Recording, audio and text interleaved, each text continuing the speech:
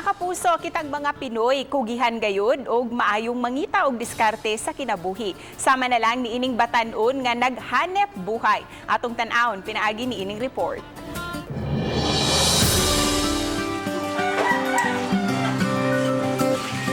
Sa Barangay Sabang sa Danau, adunay pinalahi nga pagluto sa budbud.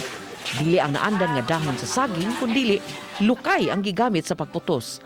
Nagtinabangay sa paghimo silang Grant Franklin Gonzales o ang iyang iyaan. Medyo kuti ang proseso.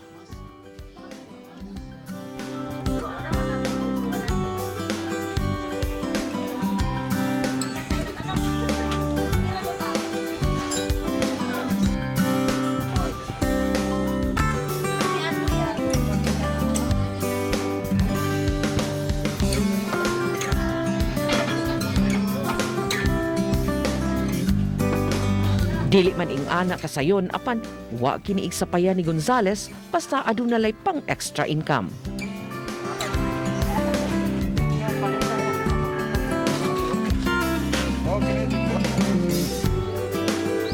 Hinuon per order lang ang ilang paghimo sa budbud sa lukay. Matod pa ni Franklin nga dako kayo kini og natabang kanila ilabi na nga pandemya pa. Dako jud kayo kay more adihar jud may kuhag income gyud sa sulod sa kuan pinakabuan.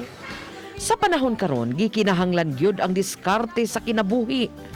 Manikay sikay bisan ginagmay basta panghanep buhay.